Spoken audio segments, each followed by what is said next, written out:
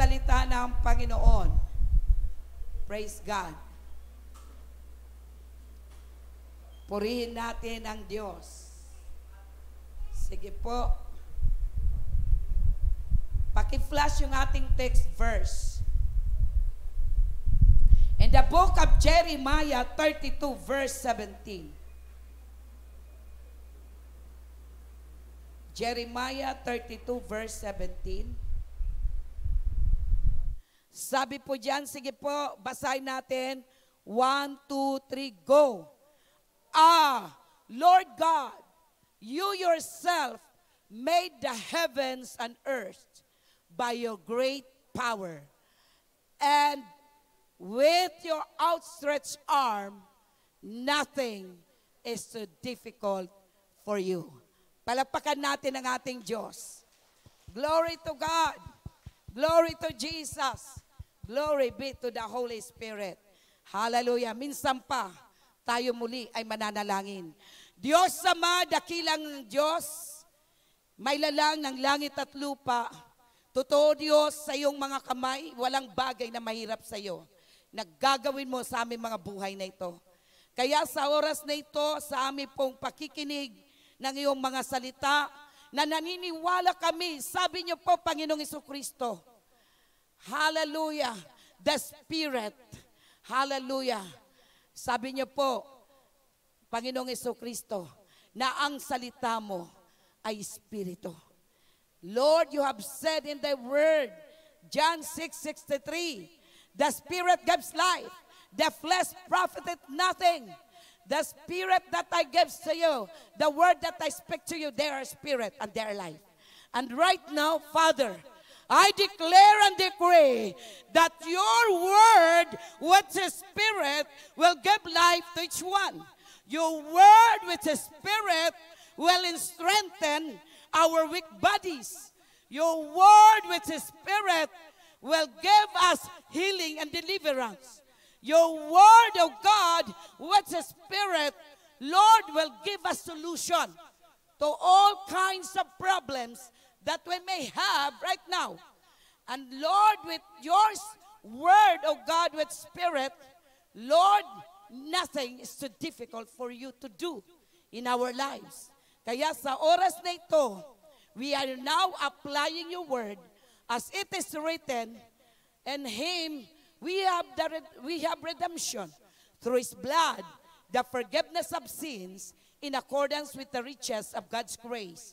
Now, Father God, Lord Jesus, we apply your powerful blood, redeeming our lives. Lord, totoo na ang iyong dugo ang nagtubos, ang tumubos sa lahat ng aming mga kasalanan. Ina-apply namin ngayon ang iyong dugo, Panginoong Jesucristo, for us, O God, to be right in thine sight, na kami ay maging malinis, na kami ay maging matuwid. Salamat po, Diyos.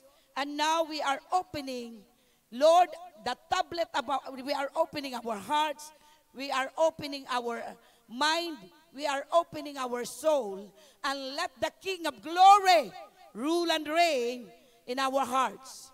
In the name of Jesus. Salamat po, Ama, dahil sa inyo kami ay may pag-asa. Dahil sa inyo kami ay iyong pinagpapala. Dahil sa inyo kami po ay binibiyayaan mo ng maraming grasya sa aming mga buhay. Kaya naman, O Diyos, we are now welcoming the Holy Spirit. He is our preacher. He is our teacher.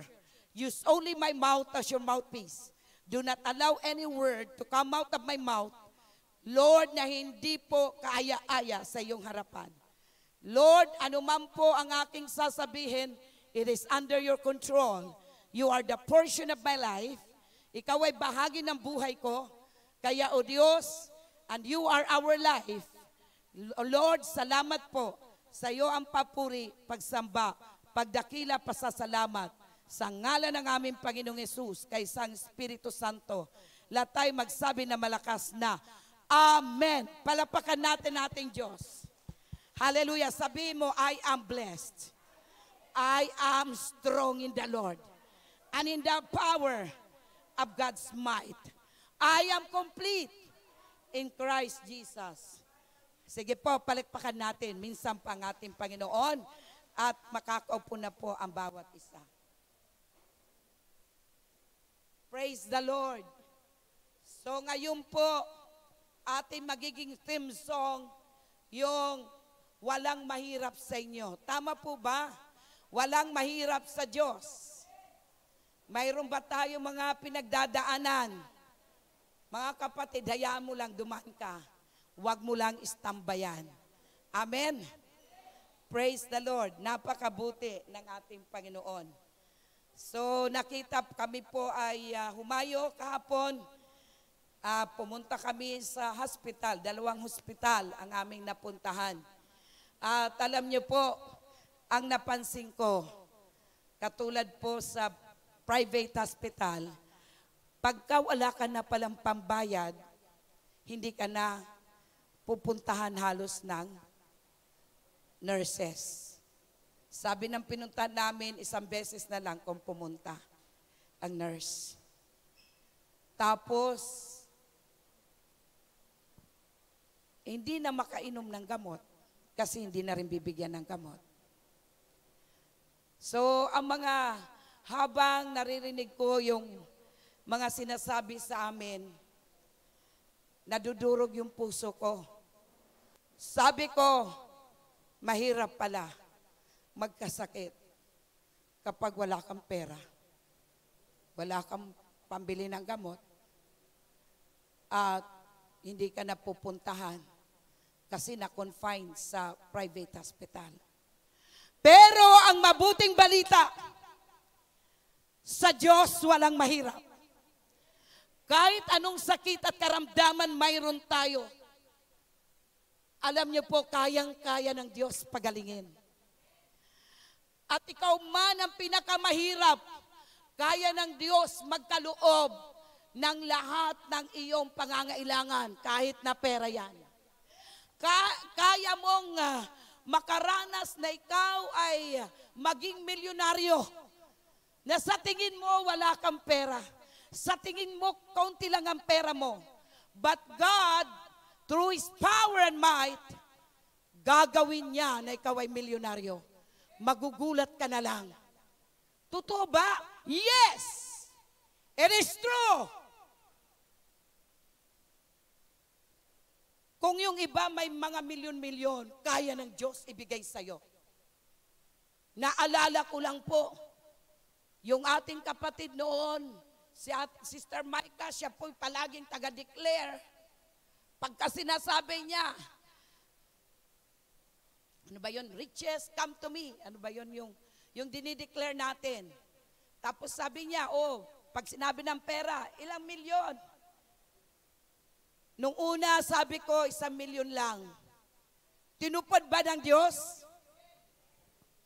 Ibang klase ang Diyos. Higit pa sa 1 milyon. Kayang-kaya ng Diyos ipagkaloob ang lahat ng bagay. Kagalingan. Naalala ko po, isa pong EGR natin, Encounter God Retreat. Nagdeklara yung may mga sakit at karamdaman, sabi doon, sige magdeklara ka ng kagalingan. Ito pong tuhod ko may tubig. Mga litid ko ay punit. At ang sabi ng doktor, paulit-ulit ko ito pinapatotoo, sabi ng doktor, magkakaroon ako ng bone cancer pag hindi matanggal si tubig. At grabe talaga yung sakit. Pero puri ng Diyos, pag dinideklara ng ating kapatid na yon, kasi siya po yung naglilid sa declaration. Alam niyo po, pag sinasabi, di ba, kasi mayroon pa yung patalon-talon, kahit na masakit yung pako, by faith. Sabi ko kasi yung kagalingan, talagang tinatalong ko yon. At totoo, kaya ng Diyos na bigyan tayo ng kagalingan. Di na ako nagpa-opera. Wala akong ginastos na pera. 2 doktor ang pinuntahan ko.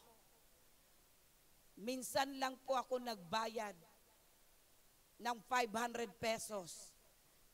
Hindi nga tinatanggap kasi nirefer po ako ng taga-COA.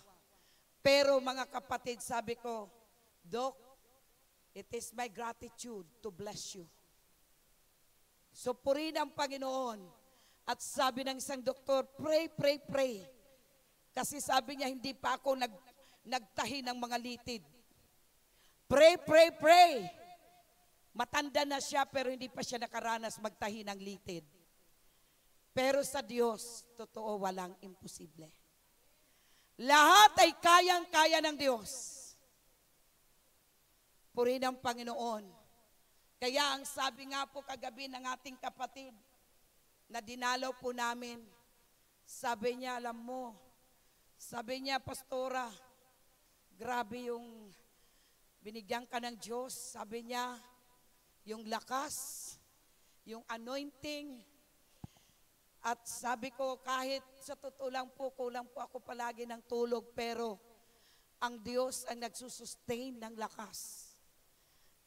Marami po akong iniintindi, hindi lang po dito, pati yung outreaches natin, sa Bataan akong tinatawagan, sa Negros akong tinatawagan, doon din po sa Kingdom of Saudi Arabia. Pero mga kapatid, totoo, na kahit anong mga negative na salita, kapag walang conviction ng Lord, it does not affect my life. Dahil alam ng Diyos kung gaano po ako nakikipagniig sa Kanya. At pinaniniwalaan ko walang mahirap sa Diyos. Kaya mga kapatid, kapag sinasabi po natin, nothing is too hard for God because of His sovereignty. Pag sinabi po natin, sovereign, yung root word ng sovereign, ito po ang ibig sabihin, tiningnan ko po sa dictionary, through yung pong Google. Ang sabi po ng sovereign, one possessing, mali yung, or hold, one possessing or hold. Nagulat po akong gold. Ano ko pa naman yan? Favorite ko yung gold. One possessing or hold to possess supreme political power or sovereignty. Pag sinabi pa natin sovereign, one that exercises supreme authority, which has an unlimited and extent, absolute, and enjoying autonomy or independent. Hindi ko na po nilagay. So kapag sinasabi natin sovereign, ibig sabihin one that exercises supreme authority. Pag sinabing supreme, wala na pong hihigit pa sa Kanya. Wala na pong higit pa sa Kanya. At kapag dinescribe po natin ito, kapag tinutukoy natin, if we refer this to God, God is described as sovereign.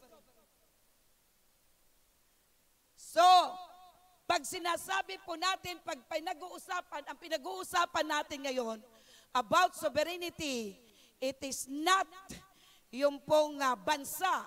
So ngayon, yung bansa po, ang buong bansa, ang pinaka-sovereign na bansa is yung United States of America. Tama po ba? Pero pag tinutukoy natin ang Diyos, God is described as sovereign. Pag sinasabi natin sovereign, mayroon siyang power. Kaya kinote ko po, in close quotation, power. Sabihin natin, power. Power. Power. So yun po ang mayroon ng ating Diyos. And to have sovereign power, kapag mayroon tinatawag po, supreme power, sovereign power, is to have absolute power. Mayroon po talaga siyang absolute power which cannot be shaken. hindi kayang matinag, which cannot be checked. Walang pwede mag-question sa kanya. Sasabihin mo, ay hindi tama yan. Ay yan, tama yan. We cannot check. And we cannot move. It cannot be moved by anyone or anything. So hindi siya kayang mapakilos ng sino man o anumang bagay. Yan ang ating Diyos. Yan ang mayroon po ang ating Diyos. Kaya po mayroon siyang tinatawag absolute power na kahit sino, nobody can question Him. Kahit sino, wala pong pwede na magsabi sa Kanya, ay hindi po yan totoo. Hindi totoo. Wala po tayo. We cannot check kung yan ay tama o hindi. Dahil yon ang power ng ating Panginoon Diyos, yung ating Diyos. And this supreme power or this sovereign power, alam niyo po ba ito? Ito po ay nakapangyari through this God's sovereign power was shown through Jesus Christ. So kaya po napakahalaga na si Jesucristo ay maipanganak dito sa sangkatauhan, sa sanlibutan na ito. Dahil kung wala po si Jesucristo, yung kapangyarihan ng Diyos ay hindi po natin lubos na mararanasan.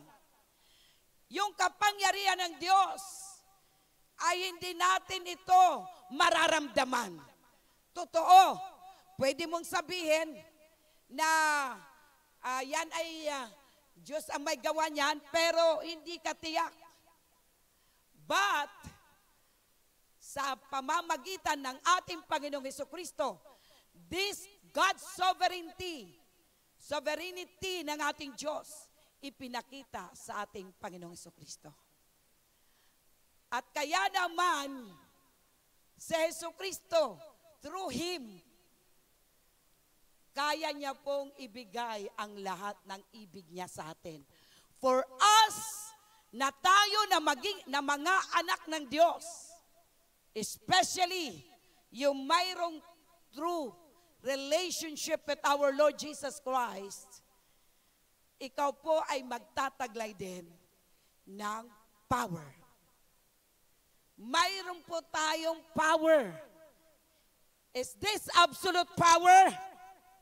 Alam niyo po kung maniniwala kayo, di ba ang sabi ng salita ng Diyos? Sabi niya po doon sa kanyang salita, we are the ear of God, the co-ear of our Lord Jesus Christ. Tayo daw ay tagapagmana ng ating Diyos, kasamang tagapagmana ng Panginoong Jesucristo. So ano ang minana ni Jesus Christ? Yung power. So posible ba yung power na ito ay ating makakamtan? Yes. This is really possible for us. Kaya po, ang makagagawa lamang nito para maging posible sa atin, He's no other than our Lord Jesus Christ. Palakpakan natin ang ating Panginoong Jesucristo. Hallelujah! Can we shout hallelujah?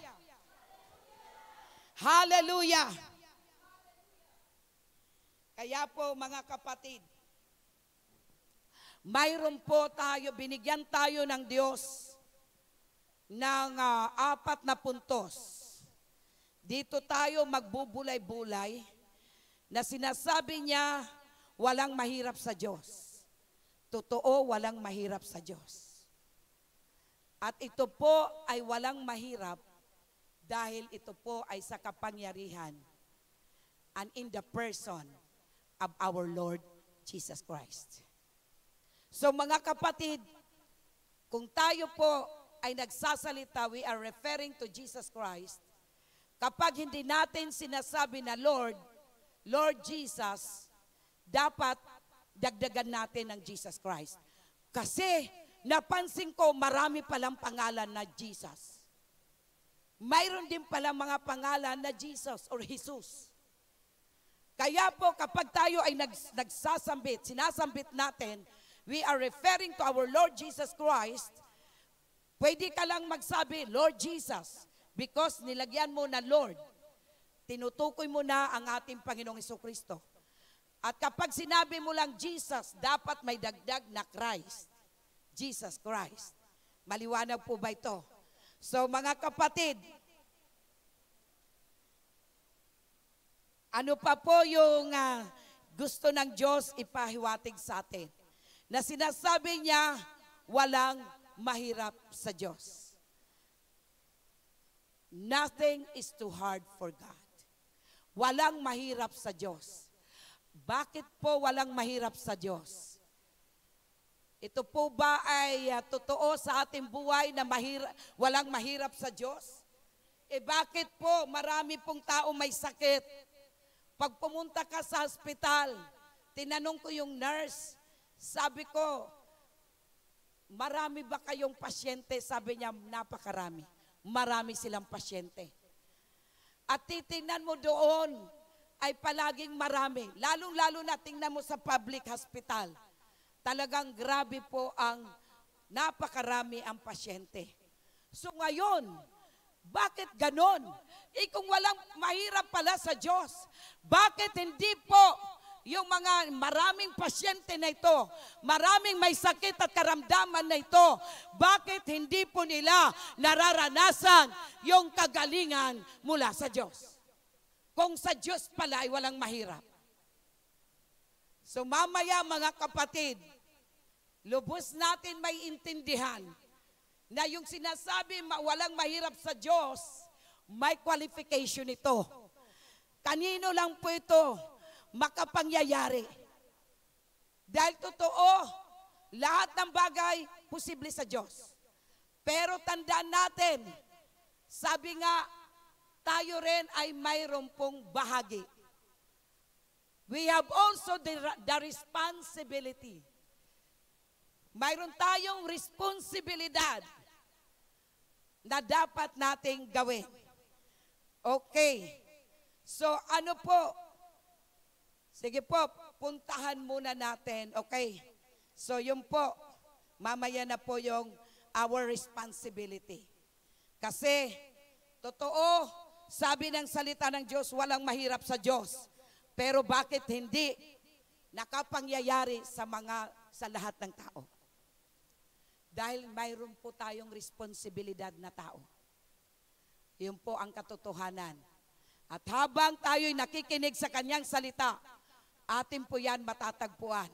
At ngayon, atin munang talakayin yung dahil po sa kapangyarihan. Kasi pag sinabi natin sovereign, ito po ay yung kadakilaan ng Diyos. Yung kapangyarihan ng Diyos na we cannot question His power. We cannot shake His power. Wala po tayong kakayanan na siya po ay mag-question, i-shake natin siya, o wala tayong kapangyarihan na ipakilos sa Kanya. Pero, mga kapatid, kapag itong responsibilidad, mamaya natatalakayin natin, mapapansin natin na kapag ito ay nakapangyari na sa ating buhay, lahat ng bagay posible sa ating buhay dahil sa ating Diyos. Okay. So ngayon, ito pong sovereignty, sabi nga po, God's sovereignty was shown through our Lord Jesus Christ. It is through our Lord Jesus Christ. Ano-ano ang mga ito? Ano-ano dahil kay Jesucristo? Ano ang ginawa ng Diyos sa bawat isa sa atin dahil sa kanyang kapangyarihan? Number 1, we are made holy and without fault in God's sight. Ginawa ng Diyos na ikaw at ako ay kanyang pinaging banal at walang kapintasan sa paningin ng Diyos. Minsan, tayong tao, ang bilis natin maghusga na yung ginagawa ng tao ay mali. at yung sinasabi nila ay tama. Pero mga kapatid, tayo po ay magiging tiyak na kapag ikaw ay hindi inuusig ng iyong tinatawag po natin kapag Kristiyano ka, conviction. Kapag hindi, you are not convicted by the power of the Holy Spirit that you are committing sin. In other words, in God's sight, you have no fault. Wala kang kasalanan. At kapag hindi ka naman, wala ka pang relasyon kay Jesucristo, kapag mayroon pong sinasabi, at kapag yung mga sinasabi sa iyo, ikaw ay nakokonsensya. Sa iyong konsensya, sinasabi sa konsensya mo, nagkamali ka. Then you are at fault. Kaya po mga kapatid, I can say, do not be mindful of what people will tell you. Do not be mindful of what people will tell us. Be mindful of what God is telling us. Amen? Kasi ang tao, kapag tingnan ka, ang nakikita sa atin, kasalanan. Pero alam niyo po ba, kung ikaw po ay naniniwala that because of God's sovereignty, na ang Diyos, taglay niya ang kadakilaan, taglay niya, pagka sinasabi, kumbaga, walang pwede maka-influence sa Kanya, walang pwede magdagdag sa Kanya, wala po tayong pwedeng sabihin pa sa Kanya. So kapag ikaw naniniwala, ikaw ay anak ng Diyos, ito po yung ginawa ng Diyos because of God's sovereignty, absolute power, na sa pamamagitan ni Jesus Christ, ikaw at ako ay ginawa ng Diyos na banal at walang kapintasan. So yun po ang sinasabi sa kanyang salita. Yan ang sinasabi sa Ephesians 1 verse 4. For He chose us in Him. Pinili tayo ng Diyos Ama sa pamamagitan ni Kristo. Before the foundation of the world, bago palikhain ang mundong ito, na ikaw at ako ay maging banal. Ikaw at ako ay maging walang kapintasan sa paningin ng Diyos. In love. Dahil sa pag-ibig niya. So kung ikaw ay naniniwala na dahil sa pag-ibig ng Diyos, inibig ka ng Diyos, at dahil sa Panginoong Hesukristo, ikaw ay kanyang pinaging banal.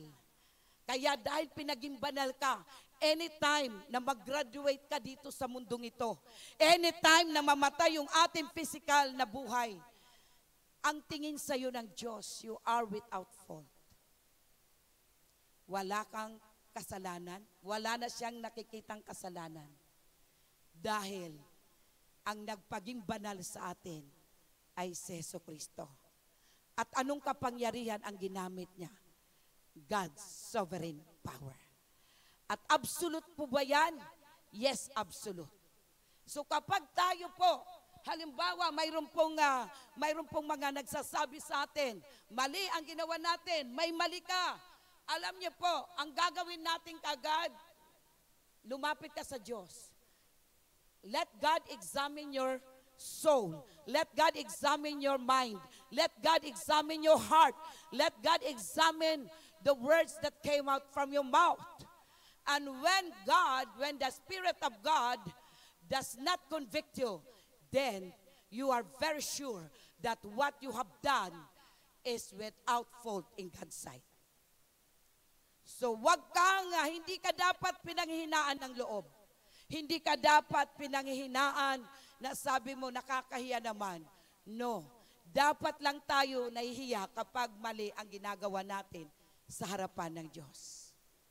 So yun po ang dapat natin ikakahiya. Pero kung ang tao lang maghusga sa atin, mga kapatid, do not be mindful of what people will telling us. Kasi kaya kang ibagsak. Kaya kang panghinain.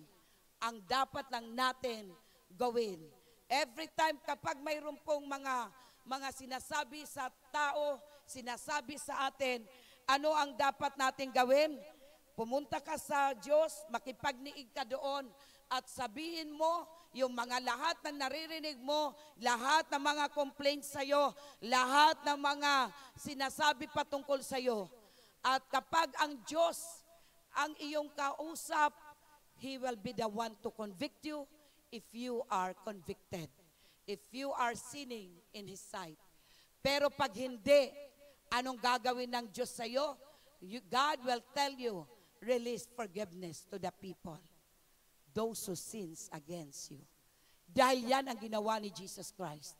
Kaya si Jesus Christ, di ba, ang daming sinasabi sa Kanya, ang daming paratang sa Kanya. Pero ano ang sabi ni Jesus Christ? Father, forgive them, for they do not know what they are doing. So yun po ang gagawin natin. So kung magre-release tayo ng forgiveness, kung magsasabi tayo ng sorry, it's okay for God. So yun po. Pangalawa, okay, letter B, isa pang verse. Ephesians 1:4 and Ephesians 1:7. Ano po ang sabi po sa Ephesians 1:7? In Him, we have the redemption through His blood, the forgiveness of sins. The forgiveness of sins or our trespasses according to the riches of His grace. So dapat maniwala tayo na totoo, because of God's sovereignty, through our Lord Jesus Christ, tinubos na po tayo sa lahat ng ating mga kasalanan. At tayo po ay pinatawad na ng Diyos dahil sa mayamang biyaya ng Diyos. So yun po ang pinaniniwalaan natin. Kaya kapag ikaw po ay nakagawa ng pagkakasala, ano po ang gagawin natin? What we must do, ask God's forgiveness. At kapag ikaw, pag humihingi ka ng forgiveness sa Lord, alam ni Lord kung totoo na ikaw ay nagre-repent or nagre-remorse ka lang. Ang gusto ni Lord, repentance. Ano ang gusto ni Lord? Pag sinabing repentance, ibig sabihin ito yung kasalanan. So ano po ang gagawin mo? You will turn 180 degrees. So tatalikuran mo ang kasalanan. Hindi po yung 360 degrees. Yung iikot ka lang. Di po ba? Iikot lang tayo. Ibig sabihin, hindi po tayo nagre-repent. Hindi po tayo nagsisisi, kundi tayo po ay nagre-remorse lang. Parang si Judas Iscariot. Na di ba nagsisi siya? Bakit niya ipinagkanulo si Jesus Christ? So anong ginawa niya? Binalik niya yung pera. Kasi grabe na po yung konsensya na nararanasan niya. Grabe yung conviction na nararanasan niya. Ay hindi niya kaya mag-stand sa harapan ng Diyos. So binalik niya ang pera doon sa mga pare. At pagkatapos, anong ginawa niya? Siya po ay nagsisisi na ginawa niya po yon. Pero hindi po talagang totoo na pagsisisi. Bakit? May ginawa pa siya. Siya ay nagbigti. Siya po ay nagpakamatay. Kaya hindi totoo na siya po ay nagrepent. So yun po mga kapatid ang dapat natin maintindihan.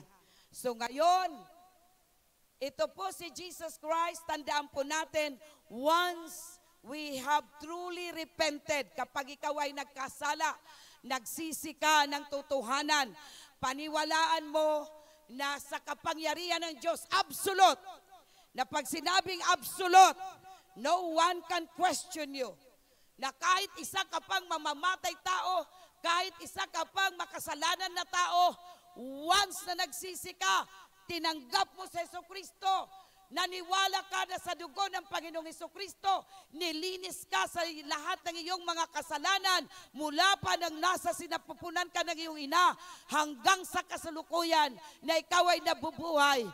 Alam niyo po, totoo na ikaw ay ginawa na ng Diyos na banal At totoo na sa paningin ng Diyos, wala ka ng kapintasan. Wala ka ng kamalian.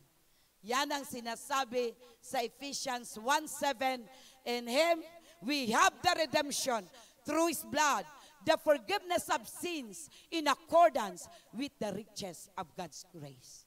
So tinubos na po tayo. Yun ang ginawa sa kapangyarihan ng ating Panginoong Jesucristo. Kaya totoo po na sa Kanya walang mahirap.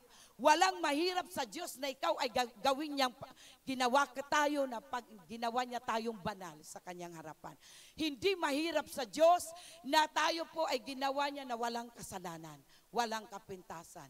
It is through our Lord Jesus Christ. Pangalawa,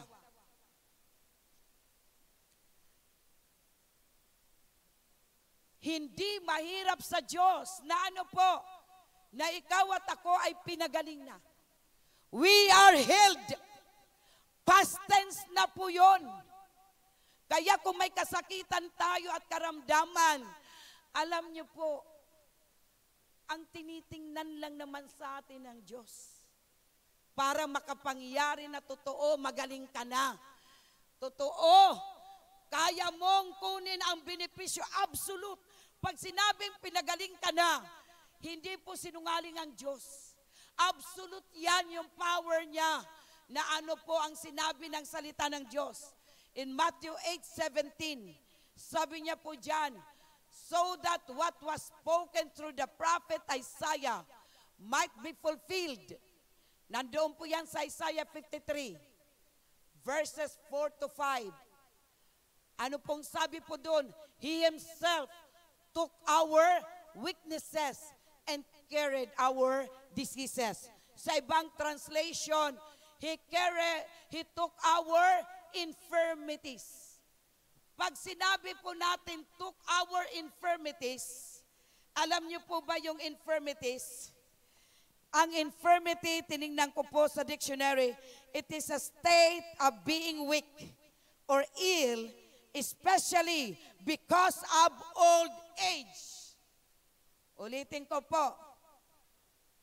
Pag sinabi nating infirmity, ito po yung kalagayan na ikaw ay mahina o kaya ikaw ay may karamdaman, especially because of old age. So yung may edad na, marami po silang nararanasan na infirmity. Ano po ulit ang infirmity? Sabi po ulit, ang infirmity is, ito po ay weakness, state of being weak, mahina ka, yung kalagayan na mahina ka, o kaya mayroon kang ill, mayroon kang nararamdaman na sakit, o karamdaman. So lalong-lalo na po sa iyong pagtanda. So sa Tagalog, ang infirmities is kahinaan. O kaya naman yung pagkakasakit. Yung pagkakasakit. So yun po yung infirmity. Kaya yung mga matatanda, nakikita po natin, they become weak. Nagiging mahina. Pero mga Kristiyano na matatanda, lahat ng mga senior citizen, kasama na ako dyan. Tandaan po natin, pwede ba ito hindi natin maranasan? Pwede. Pwede. Pwede. Why? Because of God's sovereignty. Dahil sa makapangyarihan nating Diyos na mayroon tayo. And it is through our Lord Jesus Christ, sinabi po sa kanyang salita na kanya na pong kinuha. He took, pag sinabing took, kinuha na niya. Dinala na niya. Sa ibang translation, carried. So kanya na po yan dinala nung nandoon po si Jesus Christ. Doon, patungo, doon sa krus ng Kalbaryo. Nung si Jesus Christ ay narito na, siya po ay ipinako na mula sa kanyang ulo hanggang sa kanyang talampakan. Nakita nyo? Hanggang sa talampakan, di po ba? Siya po ay minartilyo. Siya po ay pako. Dahil anong ibig sabihin? Nung siya'y nabayubay sa krus ng Kalbaryo, ang ibig sabihin ng Panginoong Hesukristo, lahat ng ating kahinaan, lahat ng ating karamdaman, na kahit na sa ating pagtanda, ay kinuha na yan. Nandun na po yan, kinuha na yan ni Jesus Christ. Nung siya po ay napako sa krus ng Kalbaryo sa pamamagitan ng kanyang mga latay at sugat.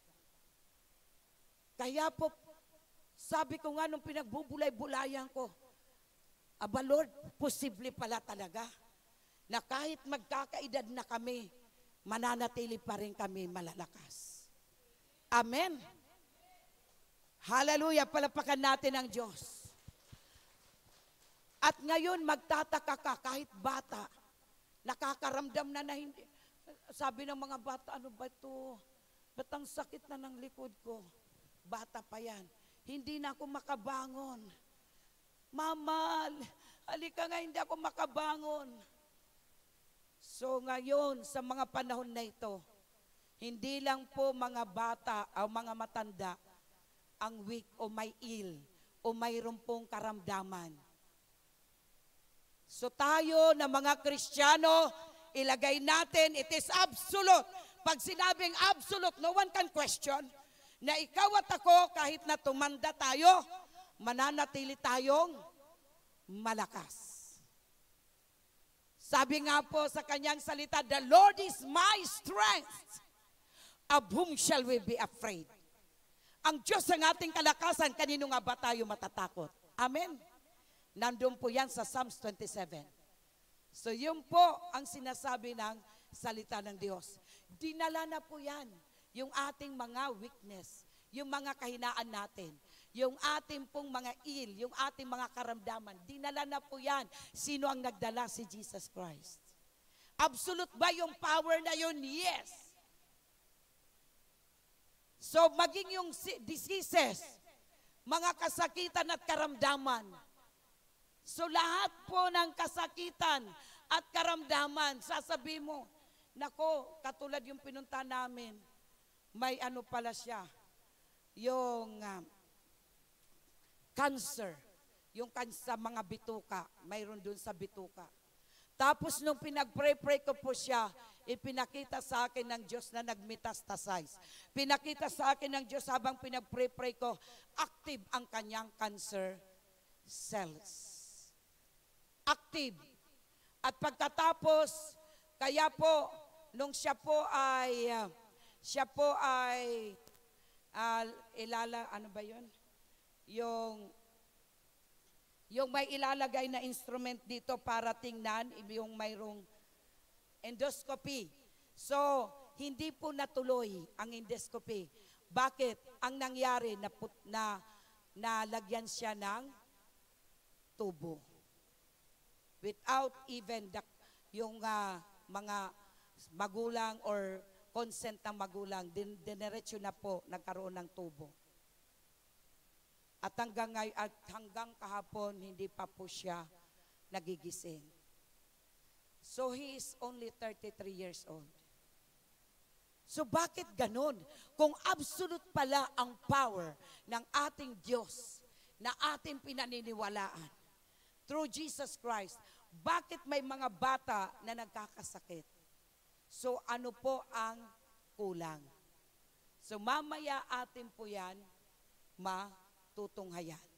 So ang katotohanan, mga kapatid, because of God's sovereignty, totoo that through our Lord Jesus Christ we are healed. So lahat ng kasakitan at karamdaman natin, maniwala tayo, pinagaling na tayo ng Diyos. Ang sabi ko nga po, nung una, nagkamali po ako, akala ko yung sitwasyon ni Nanay Coring at si Pastor Orland ay parehas. Sabi ng aming caregiver, hindi pala parehas, mas malala pala ang nangyari kay Nanay Coring. Kasi sa kanya bagsak na ito po ay talagang hanggang dito po, halos dito po buo. Dito sa likod, duguan, dito po maraming dugo. Pero alam niyo po ba si nanay ngayon, pag inupo mo, siya po ay kaya na niyang i-manage ang kanyang ulo, kaya na niyang magganyan, kaya na po niyang ganyan. Tapos ginagalaw na po yung kanyang mga paa. Ginagalaw na po ang kanyang mga kamay.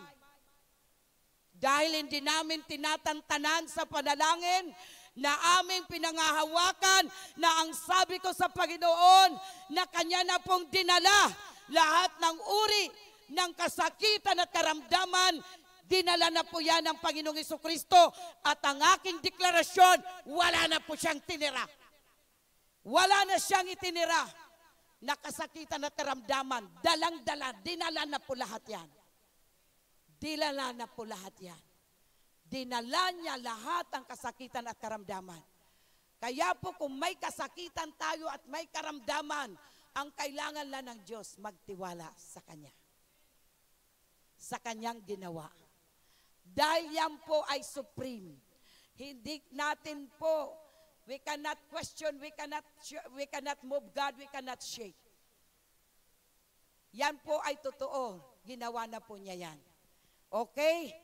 So, ang pangatlo, ano pa po ang nangyari sa atin? Kaya walang imposible sa Diyos. That we obtain power and authority. Binigyan na tayo ng Diyos ng power and authority. Pero bakit?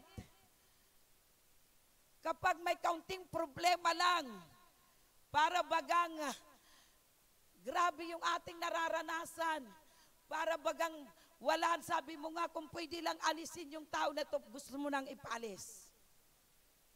So mga kapatid, ano ang sabi sa Mark 16, 17, 18? Sabi niya dito, and the signs will accompany those who believe. In my name, they will drive out demons. Ito po ay ibinigay ng Diyos. Ito'y walang imposible. Ito'y walang mahirap sa Diyos. Na ikaw at ako binigyan ka na ng power and authority. Ano ang power and authority na ibinigay sa atin?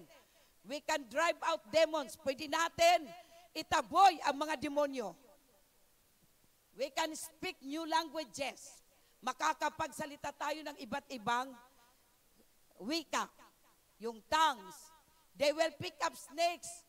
So kung may ahas, wag nyo po yan pulutin. Ibig sabihin doon, yung katulad kay Paul, so si Paul habang nangangaral, may pumunta sa kanya ng ahas, yun tinanggal lang niya. Tinapon niya. Pero kung sasadyain mo, may ahas dyan at pupulutin mo, at hindi mo alam yung technique sa pagpulot, huwag mong gagawin yan. Sigurado makakagat ka. Yung po, huwag natin gagawin. Yun lang pong sinabi yung senaryo na katulad kay Paul, nangangaral ka ng salita ng Diyos. Sa iyong pangangaral, bigla na lang may ahas na pumunta sa iyong katawan. Ayan, yun po yung power na yan, tatanggalin mo lang siya. Hindi kanya makakagat. Pero ulitin ko ulit, pag sinadya mo, nakita mo yung ahas, ito yung power and authority na binigay sa akin ni Lord. Hindi ka naman nangangaral ng salita ng Diyos. Ang sabi mo lang, Lord, gusto ko nga subukan yung power and authority. Antayin mo muna, magsabi si Lord, sige, gawin mo yan, anak. Pag mayroong go signal si Lord, gawin mo. Pag walang go signal si Lord, wag na wag mong gagawin. Amin po ba? Maliwanag po ba yan? So, yun po yung sinasabi, they will pick up snakes if they should drink any deadly thing. Anything deadly. So, wag naman na sabi mo, magpapakamatay ka na. Total, di naman ako mamatay kung uminom ako ng lason. Ang ibig sabihin yan, kung may tao, lalong-lalo na, nandun ka sa mission field, may nagagalit sa iyo na tao, ang gagawin niya, sige, bibigyan ka ng lason. Pag ikaw, ang ginagawa mo, yung pinagagawa sa iyo ng Diyos, Kahit kalpalagyan ng lason, naniniwala po ako, dahil sa salita ng Diyos, di ka mamamatay. Pero kung ikaw, dahil sa problema mo, sabi mo, mabuti pa wakasan ko ng buhay ko. At kukuha ka ng lason, iinumin mo, sigurado mamamatay ka. Wag natin yang gagawin. Ano pang sabi dyan? They will lay hands on the sick, and the sick, they will get well. So yung may sakit, kapag ilay hands mo, gagaling sila. Maliban na yung may sakit na iyong ipinagpre-pray, wala silang pananampalataya. Kahit may pananampalataya ka, ikaw na nagpre-pray, at yung pinagpre-pray mo, walang pananampalataya, hindi sila gagaling. So kailangan may faith sila, may faith ka para yung salita ng Diyos ay makapangyari. Katulad kahapon, kami po ay nag-eat all you can. So yung isa naming kapatid, so kain kami, ako po marami din akong kinain eh. Sayang naman yung binayad ko. So sabi po, so ngayon maya-maya sabi ng isang kapatid, Pastora, sabi niya, bumili ng Coke kasi yung isa naming kasama, hindi daw makadighay. Mas sumakit bigla yung dito niya. Nung narinig ko yung Coke, sabi ko, Coke. So anong ginawa ko? Nung narinig ko yung Coke na bibiling ko, sabi ko, dadagdagan pa yung gastos ko. So ang ginawa ko, pinuntahan ko yung kapatid. Tapos ang ginawa ko, pinag-pray ko. Inutusan ko po yung kanyang katawan at nagdeklara ko ng kagalingan. So right there and then, gumaling po siya. So yun po ang power. So tingnan nyo, kung halimbawa, yung may nagsasabi sa akin, Pastora, ano ka pas, bili ka ng Coke para makadighay siya. Ibiro nyo po yun. Kaya po andoon talaga yung test. So yung po, ano ang paniniwalaan mo? Salita ng Diyos o yung sinasabi sa Coke? Doon siya makakadigay.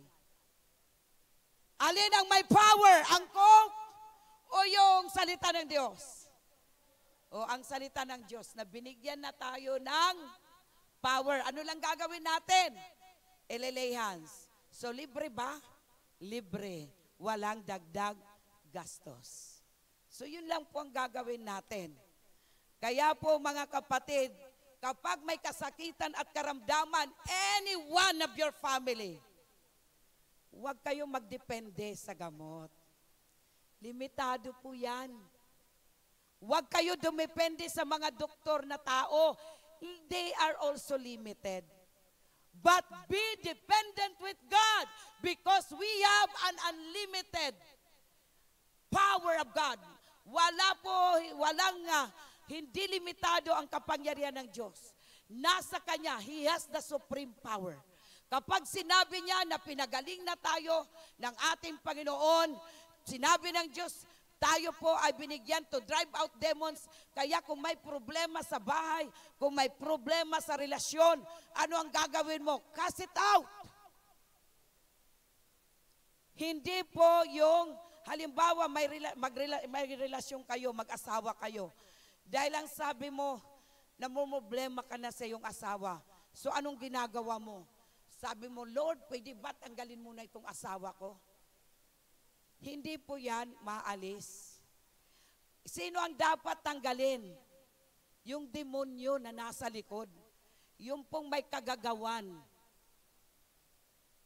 na hindi maganda sa inyong relasyon. Yan ang pinapalayas.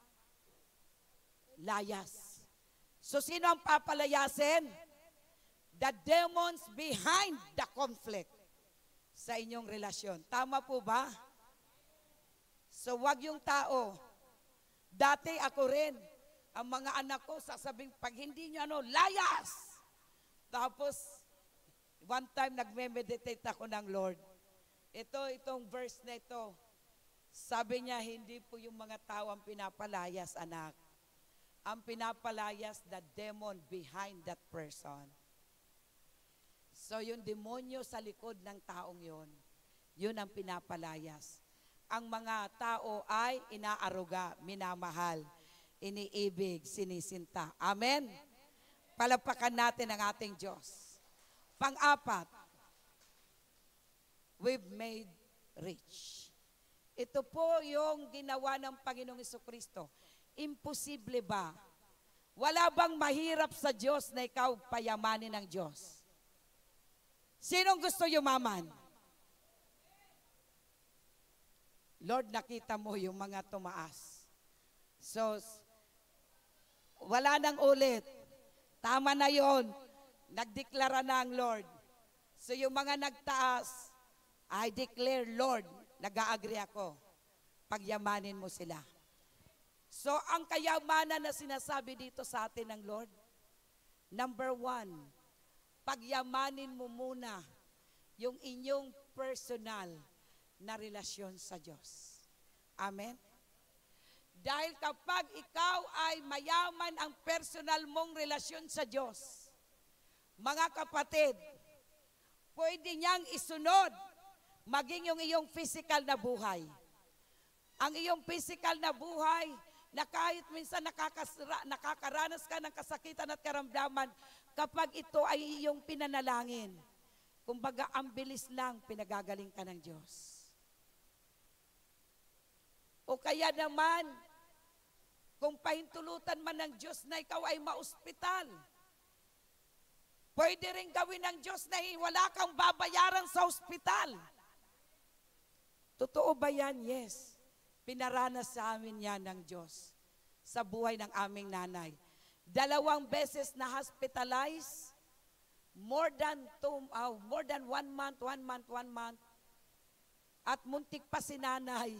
Nagkamali ang doktor sa pagbigay ng antibiotic at halos siya po ay maghingalo na ulit. Pero sa kapangyarihan ng Diyos, pagpunta namin doon, pinagpray ko sa biyaya ng Diyos. Nandoon yung mga kapatid ko, tinawagan ko, sila ang mag-agree sa aking prayer. At after our prayer, gumaling na si nanay. Hanggang ngayon yung paggaling niya tuloy-tuloy. So paglabas namin, wala kaming binabayaran. Kahit pusing. So yun po, kaya tayong pagyamanin ng Diyos. Ang importante sa Diyos na ikaw at ako maging mayaman, yung personal mong relasyon sa Kanya. At pagkatapos, pwede ba gawin ng Diyos pati sa pananalapi? Yes. Alam niyo po, may personal testimony. Sa totoo lang po, ang tagal ko na po hindi nakakaranas na bigyan ng asawa ko ng pera. Wala po akong intensyon na saktan ng asawa ko yung katotohanan. Habang pinagbubulay-bulayan ko ito, sinabi ng Lord, you testify. Nandoon sa Saudi Arabian Airlines, nagtatrabaho asawa ko, malaking sweldo. Pero ilang taon di pa ako binibigyan ng pera hanggang ngayon. Anong una, pag dumarating ako dito, sabi ko sa mga leaders, ipag-pray, umiiyak talaga ako sa kanila. Nasabi ko, wala na naman binigay sa akin ng asawa ko. At alam niyo po ba, one time, binigyan ko na ng tuldok. Sabi ko, Lord, from now on, galing kami doon sa Saudi Arabia. Witness po yung ating isang pastor dito. Nangihingi po ako sa kanya kahit magkano. Walang binigay sa akin. Mula doon sa pinaghatiran nila, hanggang nakarating ako ng airport ng Pilipinas. Nagtalukbong ako. Hindi ako natulog. Nagpray lang ako ng nagpray. Umiyak sa Diyos. At ang sabi ko sa Diyos, mula ngayon, sabi ko sa Diyos, hindi na po talaga ako aasa sa asawa ko. Kayo na po ang aasahan ko. Dahil nasusulat po na kayo ang tagapagkaloob ng lahat ng aming pangangailangan. Kayo rin ang magpapayaman sa amin. Kayo, nasa iyong kapangyarihan ang lahat ng bagay na kami maging mayaman. Hindi lamang kami magiging mayaman spiritually. Hindi lamang kami magiging mayaman physically. Hindi lamang kami magiging mayaman sa ibang aspeto ng buhay. At sabi ko, kaya mo rin patunayan Sabi ko, patunayan mo, Lord, sa asawa ko, na kaya mo akong bigyan, na kahit wala siyang ibinibigay, kahit isang kusing, ikaw ang magpapamalas sa kanya, na kaya mo rin ibigay sa akin yung mayroon siya. At mga kapatid, sa katotohanan, ako po ay nagpapasalamat sa Diyos. Gumawa ang Diyos. Wala pang 100,000 yung, hindi pa 6 digit ang aking sweldo. At kaunti na lang natitira sa sweldo. Pero mga kapatid, ang katotohanan po, 6 kami magkakapatid, nakagastos ako nung nagyulanda. Ako lang ang bukod tanging ginamit ng Diyos para ipaayos ang bahay namin sa probinsya. Gumastos ako ng 1 milyon. Ako lang yung bukod tangi na yung nung time na yon na talagang grabe ang pagtulong sa aking mga kapatid. Di ko pinabayaan ang aking kapatid, ang aking magulang, kahit na may asawa ko. Kaya sa mga may asawa, huwag niyong pababayaan. If you have the power to help them, help them. Dahil ang Diyos, hindi po niya ipinagkakait ang mabuting bagay. Kahit ako, iniisip ko lang, paano ako nagkaroon ng ganitong pera? Paano ako nagkaroon? Hindi naman ganyan ang aking sweldo. Paano ako nagkaroon? At ngayon, laking gulat ko. Alam niyo po, yung sinasabi ko, katatalon-talon ko dito, pag sinasabi na yung nagdideklara na tayo, sabi, ilang milyon? Noong una sabi ko, 1 milyon. Talon-talon ako kay Lord. Pero mga kapatid, hindi lang po ganun ang binigay ng Diyos. At kung paano nangyari, sabi ko sa sweldo, hindi po magkano lang sweldo ko. Pero sa kapangyarihan ng Diyos, totoo, kaya ito pinangangaral ko, na totoo, lahat ng aspeto ng buhay, kahit na po spiritual, physical, emotional, tingnan nyo, kahit ako nagkakasakit, kahit sinasabi ng doktor, mag-ano po ako kasi 6 na beses na ako inatake. Nagkaroon ako ng vocal cord cancer, hindi ako nagpa-opera, tinatapon ko yung gamot. At ngayon, nire-refuse ko, hindi ako namiinom ng gamot sa high blood. Alam niyo po, ang akin pong paniniwala itong 2 Corinthians 8:9. Ano ang sinasabi dito? For you know the grace of our Lord Jesus Christ, although He was rich, for your sake, He became poor. Naging mahirap sa, so that by His poverty, you might become rich. I might become rich. Ito yung pinangahawakan ko sa Diyos. At alam niyo po, nagulat po ako. Sabi ko sa Lord, Lord, hindi ko po, kahit araw-araw nagdadrive ako, palagi akong umiiyak sa Lord. Sabi ko sa Diyos, Lord, hindi ko po sukat akalain paano ako nagkaroon ng ganitong pera. Paano ako nagkaroon? Dahil lahat naman ng gastos sa bahay, ginagastosan ko.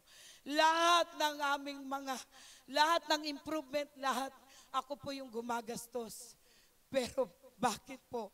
It is by your power. Hindi ko ito pinapatotoo para magyabang, kundi totoo yung salita ng Diyos. Ang sabi ko sa Diyos, Lord, araw-araw ako nagpapasalamat sa Diyos. Kahit ako, I cannot imagine na mayroon pala akong ganyan ngayon na hinahawakan, na pananalapi, na hindi lang pala spiritual ang pinagyaman ng Diyos sa buhay ko. Hindi lang pala physical, lahat. Social, moral, anumang problema na mayroon kami, binibigay ko lang sa Kanya, hindi ako naapektuhan. Problema sa pamilya, problema sa church, saan man may problema, hindi ako naapektuhan. Bakit mayroon tayong Diyos? Siya po ang makapangyarihang Diyos na tinubos niya tayo. Kaya kahit ngayon talaga sabi ko, Lord, I cannot imagine paano ako nagkaroon ng ganito. Bastang alam ko lang, ang puhunan ko sa iyo, ito mga kapatid, pakinggan nyo. Araw-araw ko ito sinasabi sa Lord. Dahil talagang imposible, kundi ang Diyos ang gumawa lamang. Alam niyo po, sabi ko sa Lord, hallelujah. Sabi ko sa Lord, Ang puhunan ko lang sa iyo, Lord, yung seek ye first, Matthew 6:33. Seek ye first the kingdom of God and His righteousness.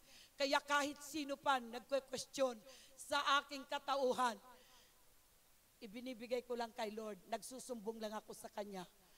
Pero pagkasumbong ko sa Kanya at wala namang conviction, I am well. Wala na po akong iniisip, hindi ko na iniintindi. At pagkatapos po, sabi ko, and His righteousness, unahin pala natin ang Diyos, mamuhay ka ng matuwid, mamuhay ka ng maayos. All these things shall be added unto you. Sabi ko, Lord, yan lang pala ang puhunan ko. Hindi ako nagkanda kumahog maghanap buhay. Hindi po ako nanghingi sa tao. Nung sinubukan ko, hindi na manghingi sa tao, doon kumilos ang Diyos. Kaya mga kapatid, yan po, panghawakan po natin yan. Pwede tayo maging mayaman sa lahat ng aspeto ng ating buhay. Amen? Hindi lamang spiritual, hindi lamang physical, sa lahat ng aspeto ng ating buhay, kasama na po ang financial. Amen? Palakpakan natin ang ating Diyos na buhay. Glory to God. Hallelujah. Hallelujah. Kaya sa oras na ito, praise God. Dahil kulang na po tayo ng oras,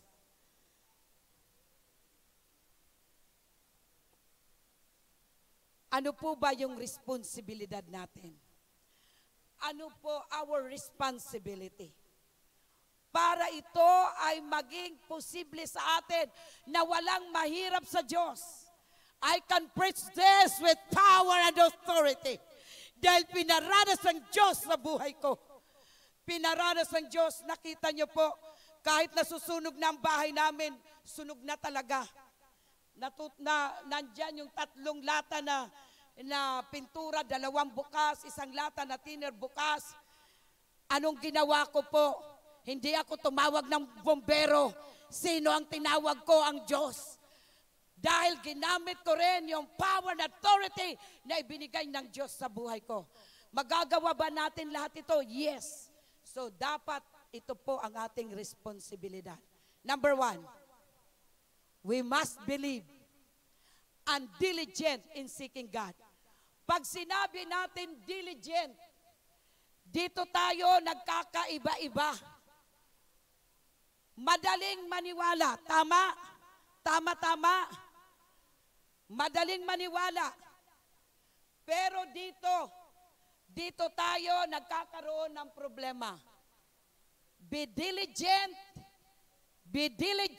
in seeking God. Maging sa anong diligent sa Tagalog? Masipag. Masipag tayo na ating pong hahanapin ng Diyos sa pamamagitan ng Kanyang salita.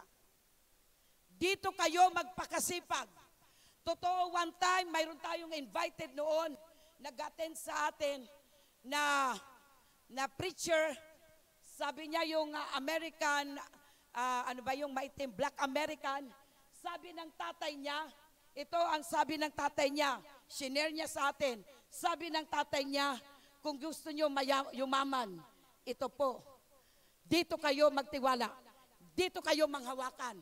At talaga po, totoo, dahil ako, naranasan ko po, na sa kakaunting pera, God multiplies. God multiplies. God multiplies. Totoo, dahil ito po ang pinagagawa ng Diyos.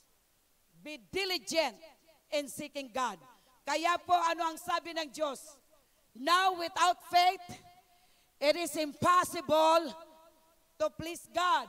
For the one who draws near to Him must believe that He exists and rewards those who seek Him. Sa New King James Version, may word na diligent. Hindi lang tayo basta nagbabasa dito. Pag sinabing diligent, sisipagan mo. At kapag masipag ka, nakikita ng Diyos kung ito ba ay sinasapamuhay natin o hindi.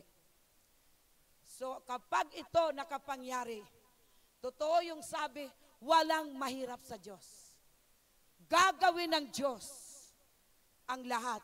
Sabi nga ng ating kapatid, ang prayer niya, Lord, kahit kalingkingan lang na mayroon si Pastora, ipagkaloob mo sa akin na kaya niyang hindi uminom ng gamot. Kaya niya, tingnan mo, kahit nasusunog, kaya kung hindi tumawag ng bumbero. Yung sinasabi, talagang ang nanay ko, kahit yung kapatid ko, siya po ay travel nurse sa US, sabi niya, nabubuhay lang ang nanay ko dahil sa panalangin ng kapatid ko. So, kayang-kaya natin. Walang mahirap sa Diyos. So, dito tayo ulit. Ito po dito tayo magkakatalo. Be diligent in seeking God. Dahil kapag sinisik natin ang God, He will make a way for you. Magugulat ka. Oh Lord, paano nangyari? Bibigyan ka niya ng wisdom. Bibigyan ka niya ng tamang tao na hindi ka na kayang magpakahirap pa. Dati nag-strive ako ma-promote pa. Tapos nung sabi nga ng Lord, count your blessing. Sabi ko, sis, magkano na ba yung pera ko sa'yo? Nung pinadala niya sa akin, oh Lord, sige, pwede na ako hindi ma-promote. Magpapasay na lang ako sa iba para less na yung work ko. At totoo, ginanap ng Diyos. Grabe po ang Diyos. Grabe po ang Panginoon. At hindi po pinagpapala ko ng Diyos, hindi po ako nagiging madamot. The more na nagbibigay ako, the more na nagsishare ako, the more na nagbibigay ako.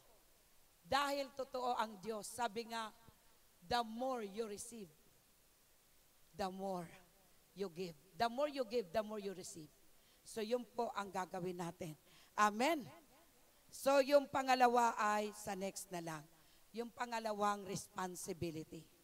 Okay, so tayo po lahat ay tumayo.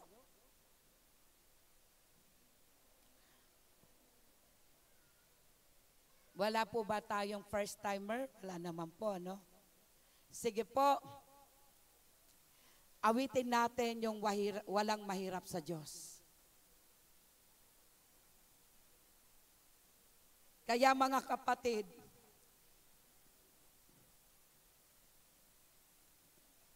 every day, grabe po yung pasasalamat ko sa Diyos. Kahit na sa paghayo, kahit na sa lahat ng activities, talaga po ang Diyos ang nagkakalob sa atin. Lahat, walang mahirap sa Kanya. Lahat, kaya niya po yan ibigay sa atin. Kaya po, paniwalaan mo na ikaw ay mayaman na.